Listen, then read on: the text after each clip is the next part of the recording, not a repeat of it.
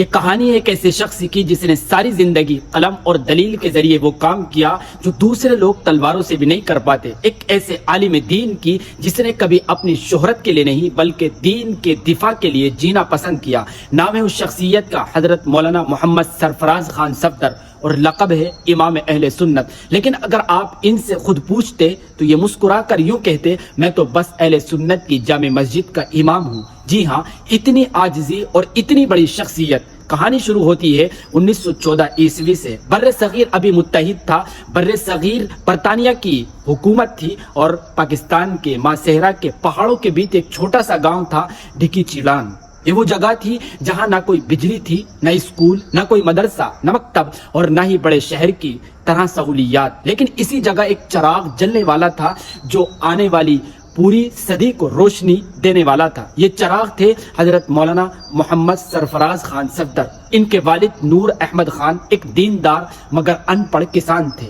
ماں باپ بچپن ہی میں وفات پا گئے۔ آپ سوچ سکتے ہیں کہ ایک یتیم بچہ پہاڑوں میں، غربت میں، لیکن دل میں ایک عجیب سی آگ تھی، علم حاصل کرنا ہے۔ والد نے چاہا کہ بیٹا دین پڑھے، شاید یہ ان کی زندگی کا سب سے بڑا فیصلہ تھا، لہذا آپ نے شروع کی تعلیم مولانا غلام غوث ہزاروی سے حاصل کی۔ پھر وقت آیا جب والد کا سایہ سر سے اٹھ گیا۔ اب دو یتیم بھائی سرفراز خان اور عبد الحمید علم کی تلاش میں نکل پڑے، کبھی سیالکوٹ، کبھی ملتان، کبھی جہانیہ منڈی، یوں جیسے کوئی خانہ بدوش کارواں ہو۔ آپ نے اس درمیان الگ الگ اساتذہ اور ٹیچر سے تعلیم حاصل کی، جیسے مولانا غلام محمد لدھیانوی، مولانا عبد العزیز اور علامہ عبد القدیر خان کیمل پوری جیسے بڑے بڑے علماء سے۔ پھر 1941 عیسوی آیا اور آپ پہنچے دارالعلوم دیوبند۔ یہ وہی جگہ ہے جہاں سے بر صغیر کی دینی تحریکوں نے جنم لیا ہے۔ یہاں کے اساتذہ تھے شیخ الاسلام حضرت مولانا حسین احمد مدنی، مولانا علامہ ابراہیم بلیاوی اور مولانا اعزاز علی امروہوی۔ دیوبند میں آپ کا ایک واقعہ بہت مشہور ہے۔ ایک دن آپ کلاس میں دیر سے آئے، صفوں سے گزرتے ہوئے پہنچے تو استاذ محترم یعنی حضرت مدنی صاحب نے مسکرا کر کہا، صفدر آ رہا ہے، اور ساتھ ہی فرمایا، یہ وہ صفدر ہے جو حق اور باطل کے صفوں میں تمیز کرے گا، یعنی ان کو الگ الگ کرے گا۔ یہ جملہ جیسے ایک پیشین گوئی تھی، کیونکہ آنے والے وقت میں یہی نوجوان واقعی صفدر بننے والا تھا جو حق اور باطل کے درمیان لکیر کھینچ دے گا۔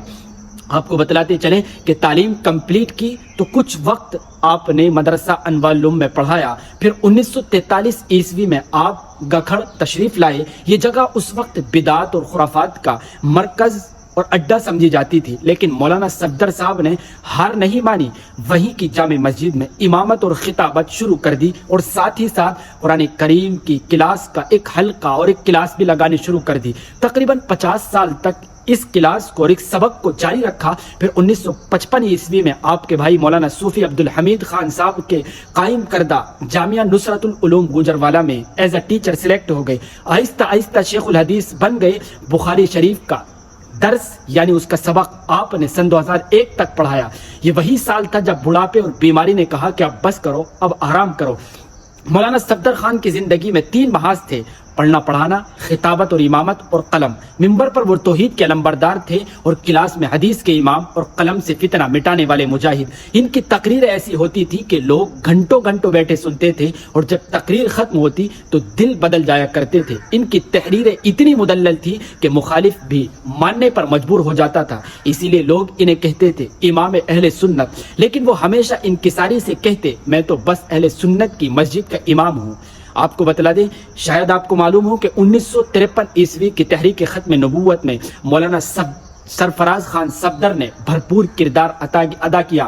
نتیجہ گرفتاری، جیل، قید، تنہائی۔ لیکن وہ شخص جو علم سے جیتا تھا، اس نے جیل میں بھی علم کا چراغ بجھنے نہیں دیا۔ یاد ہے وہ کتاب ایک اسلام، وہ اسی جیل کے اندر لکھی گئی ہے۔ انہوں نے کہا تھا کہ میں نے چومکھی لڑی ہے، جس طرف سے دین پر حملہ آیا میں نے وہاں سے جواب دینے کی کوشش کی ہے، اور یہ بات بالکل درست تھی۔ مولانا صفدر خان صاحب نے تقریباً 60 کتابیں لکھی، اور یہ کوئی عام کتابیں نہیں تھی، یہ عقیدے، توحید، حدیث، فقہ، تصوف، منطق، فلسفہ، ہر میدان کی کتابیں تھیں۔ یہ وہ کتابیں ہیں جو آج بھی مدرسوں میں پڑھی اور پڑھائی جاتی ہے، جن کے دلائل پر فتویٰ اور تحقیق کی بنیاد رکھی جاتی ہے۔ کہا جاتا ہے کہ جب کوئی نیا فتنہ اٹھتا تو مولانا سرفراز خان صاحب اٹھتے اور قلم اٹھاتے اور ہمیشہ کے لیے اس فتنے کو ختم کر دیا کرتے تھے۔ مولانا سرفراز خان صفدر سخت مزاج نہیں تھے، بلکہ پختہ عقیدہ اور نرم دل رکھنے والے انسان تھے۔ ان کا اصول تھا کہ باطل کا رد ضرور کرو، لیکن دلیل اور اخلاق کے ساتھ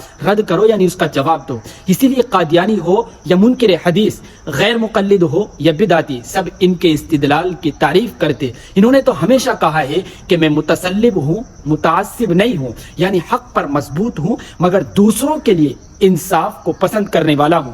مولانا سرفراز خان صفدر صرف فقیہ یا محدث نہیں تھے، بلکہ ایک سچے صوفی بھی تھے۔ ان کے شیخ تھے حضرت مولانا حسین علی نقشبندی رحمۃ اللہ علیہ، جو خود حضرت مولانا رشید احمد گنگوہی کے سلسلے سے تھے۔ مولانا سرفراز خان صاحب نے ظاہری علم کے ساتھ باطنی صفائی بھی حاصل کی۔ ان کے قرآن کریم کے درس میں علم کے ساتھ نور بھی محسوس ہوتا تھا۔ تحریک آزادی ہو یا نظام مصطفیٰ، آپ کو بتلا دیں کہ مولانا صفدر صاحب ہمیشہ آگے آگے نظر آتے تھے۔ 1977 عیسوی کی تحریک میں جب حکومت نے ریڈ لائن پار کرنے سے روکا تو آپ نے کہا کہ میں نے 63 سال کی سنت عمر گزار دی ہے، اب اگر شہادت کا موقع ملے گا تو میں یقیناً پیچھے نہیں ہٹوں گا، اور سب سے پہلے قدم بڑھایا۔ یہ ان کی شجاعت تھی، یہ ان کی بہادری تھی، علم کے ساتھ ساتھ عمل کا بھی مظاہرہ۔ آخر میں آپ کو بتلا دیں کہ 5 مئی سن 2009 پیر اور منگل کی درمیانی رات اس دنیا سے آپ رخصت ہو گئے۔ 95 سال کی عمر، تقریباً 1 صدی کا سفر، درس یعنی پڑھنا پڑھانا، تبلیغ، تصنیف، مجاہدہ، صبر اور استقامت۔ ان کے جنازے میں 2 لاکھ سے زیادہ لوگ شریک تھے۔ لوگوں نے روتے ہوئے کہا کہ ایک عہد ختم ہو گیا۔ مولانا صفدر خان کی زندگی ہمیں یہ سکھاتی ہے کہ علم اور کردار کا امتزاج جب بھی ہوتا ہے تو ایک انسان امام اہل سنت بن جاتا ہے۔ انہوں نے کبھی طاقت کے ذریعے نہیں بلکہ تحقیق، دلیل اور اخلاق کے ذریعے دین کا دفاع کیا ہے۔ آج جب ہم مذہبی انتہا پسندی، فرقہ واریت یا جہالت کی بات کرتے ہیں تو یاد رکھیں کہ مولانا صفدر خان صاحب نے انہی چیزوں کے خلاف قلم اٹھایا۔ تو دوستو، یہ کہانی تھی ایک ایسے عالم کی جس نے علم کے ذریعے معاشرے کو بدل ڈالا ہے، جو قید میں بھی لکھتا رہا، جو شہرت نہیں چاہتا تھا، صرف حق کی جیت چاہتا تھا، اور یہی اصل کامیابی ہے۔